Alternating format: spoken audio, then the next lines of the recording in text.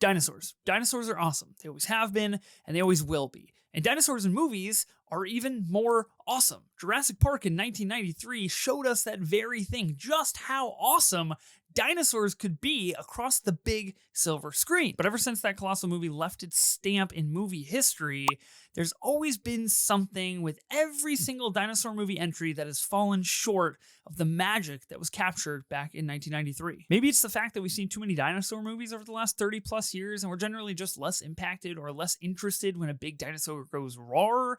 Maybe it's the fact that CGI has become so evolved over the last 30 years that we've strayed from the light that Steven Spielberg set forth with practical effects.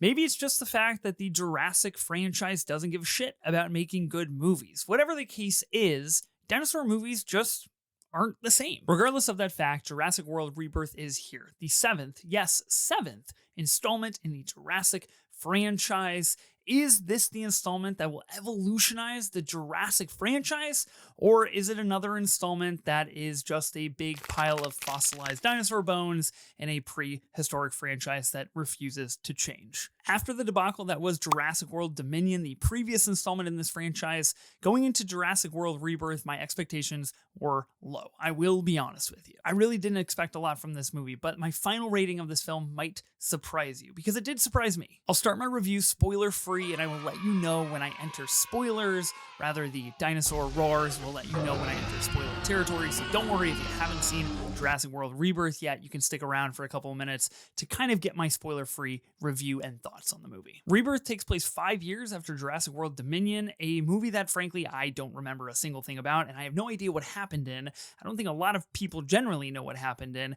I actually don't think the Jurassic franchise even knows what happened in, because no piece of marketing or trailers or media has enlightened us to the fact that this movie is somehow connected to Jurassic World Dominion. A very strange fact for this franchise. The movie sees a group of expeditioners brave equatorial regions. The movie is very specific that it is near the equator in order to obtain the DNA sample from 3 dinosaurs, 3 of the biggest dinosaurs that only live in this region on the planet where nobody is allowed to go. The plot is rather simple at its core. Extract a blood sample from these 3 dinosaurs in order to use their DNA sample to create a medicine that will essentially stop heart disease from occurring and cure people that do have it, extending their life. Now, of course, the subplot involved with this is the fact that the guy who's putting this group of people together is probably not that great of a guy, and he wants to sell the medicine once he obtains these DNA samples and creates the medicine.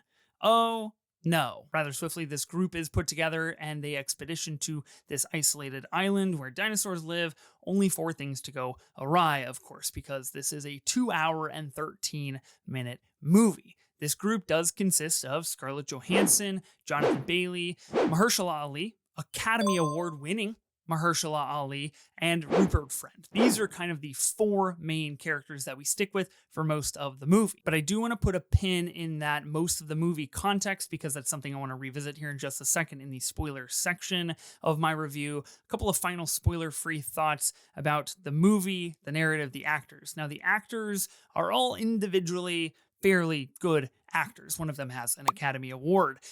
They don't work in this movie. There is 0 chemistry. The movie tries to build chemistry between Scarlett Johansson and Mahershala Ali's character and kind of come up with this really big backstory that makes them really care for each other. Unfortunately, that really big backstory that the movie actually spends way too much time trying to formulate is only expository, and it only happens through conversation between these 2 characters, and it is just not emotionally affecting whatsoever. So that is unfortunate. Now, just because the chemistry doesn't work doesn't mean the humor shouldn't work, right? Well, wrong, because the humor doesn't work. This movie follows the classic blockbuster script telling abilities of let's have a moment and then break it with a joke, and let's have another sequence and break it with a joke.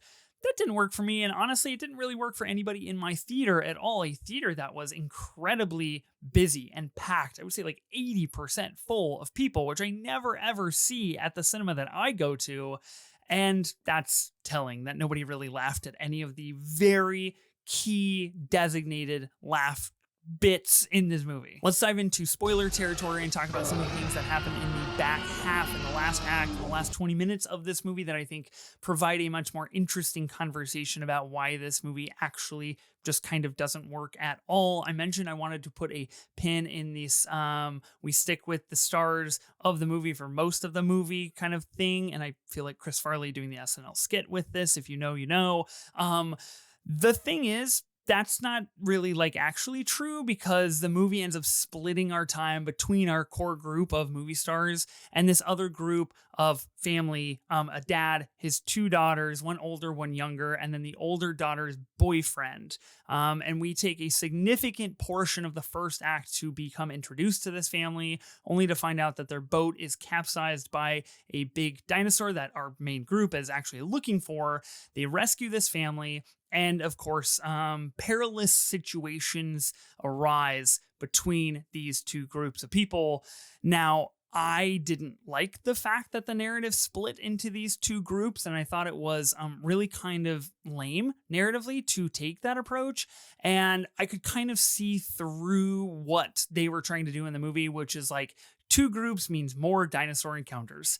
I didn't want that. I just wanted one group exploring the island, getting what they need. I think that is one of the things that makes the original Jurassic Park work so well, is that we are with the people that we know and we form an emotional attachment and an emotional bond to them. And we don't do that in this movie. That additional family that we do spend a lot of time with does bring one of the highlights, or what will be touted as one of the highlights of Jurassic World Rebirth, in the fact that a baby dinosaur occurs and is found, and that baby dinosaur's name is Dolores. Admittedly, yes, it is a cute dinosaur. It doesn't do anything, and I don't really understand why we brought that into this film, besides the fact to make it more apparent and clear that Jurassic World and the Jurassic franchise really is fueled off of the back of big candy. I think is pretty much my takeaway from this movie, is like a lot of candy brands in this film, which I thought was incredibly strange. Surprisingly to me, the script was pretty flat and poor as the movie progressed. It, of course, descended into let's run away from really big dinosaurs. The one note that I do want to make here is that I was surprised at how much I enjoyed Jonathan Bailey's performance in this movie. I think he's the only person actually giving something in this movie, and every single time he spoke, I listened, I was interested. He had the only interesting things to say in terms of thematic value for this film, asking a lot of the core text questions that Jurassic Park and the franchise at large has asked prior to these Jurassic World installments, which is, just because we can, should we? And what are the repercussions of that? He brings a great kind of idea forward of science should be for everybody. And I actually think the timing of this thematic journey and narrative that Jurassic World Rebirth presents is serendipitous, to say the least. But this idea that he stands for science and science should be for all, and is it really a good idea to be doing this? I think he asks good questions. The only problem is he only does it like 3 times in the entirety of the nearly 140 minute runtime of this movie. So that was unfortunate, but it was a little bit of a plus side to the film. Gareth Edwards, the director of this movie, did bring some scale to this movie, but there was really only one sequence in particular that I was like, wow, Gareth Edwards, I like the way that you see this world. And I feel like a lot of people might think differently than me and be like, no, it was shot beautifully and the scope and the scale of dinosaurs was captured very well. I do think there's some great kind of visual gags, if that's what you want to call them here. Something that Jurassic as a franchise has become very good at and very known for. And I think they continue this here in Rebirth, but it does get a little eye-rolly by the time that we get to the end of the movie. And I just didn't really feel the Gareth Edwards like stamp that you feel with the creator, that you feel with Rogue One. I just didn't really feel it. The last point that I want to be sure to address is my thoughts on the dinosaurs in this movie, because the Jurassic franchise would quite literally go extinct without their dinosaurs. They're a very big deal, and frankly, a lot of the movie hinges upon the dinosaurs.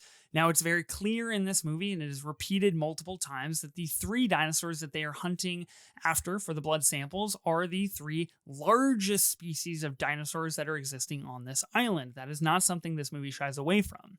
What this movie does evolve into in the final kind of 20 minutes is them finding a laboratory at the center of this island, a laboratory that was given to us in a flash back in the beginning of the movie that happened 17 years prior, where the laboratory essentially shut down and was overrun with mutated dinosaurs, some with 2 heads, some with 6 claws, all kinds of crazy, really strange things.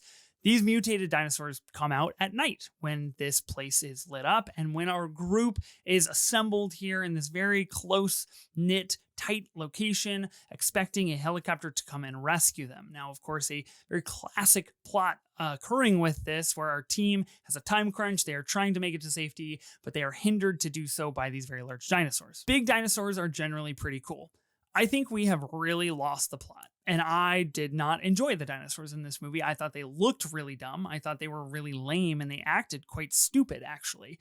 And I didn't like that. And I thought that was just ridiculous. How hard is it to make a cool movie about dinosaurs? Once again, I will ask, because bigger dinosaurs are not always better. That's just, we got to understand that, you know? And I feel like the genie's been let out of the bottle, and there's not really any going back on this. And we're only going to get bigger and bigger and bigger and weirder and weirder and weirder with our dinosaur creations in movies. And we got to stop. Has to be stopped. We have to put a pause to this. We need to reevaluate as a society our CGI dinosaurs. And I think we have really failed here with Jurassic World Rebirth. And I didn't like the dinosaur design. I didn't like the interactions with the dinosaurs. And quite honestly, I never felt a thrilling or perilous moment with these supposedly incredibly voracious, impending doom type dinosaurs. So where do I ultimately land on Jurassic World Rebirth? I gave it 2 out of 5 stars on Letterboxd, and I will stand by that here as well, 2 out of 5 stars. The reason that I mentioned that my own rating surprised me is because I thought at least it would be a 3-star movie. Like, totally fine and okay, and big dinosaurs are cool. Unfortunately, we did not do that. We did not accomplish that here with Jurassic World Rebirth, and I think it is time for the franchise to finally go extinct. It turns out that making a really cool movie about dinosaurs has only ever been done once, in 1993 with the original Jurassic Park. And ever since then, it has proven to be an impossible task that just can't be accomplished. Drop a comment below and let me know what you thought of Jurassic World Rebirth. Don't forget to like this video, subscribe to this channel, and hit the bell so you are notified the next time that I do upload a movie review. I will catch you in the next video when I review Superman.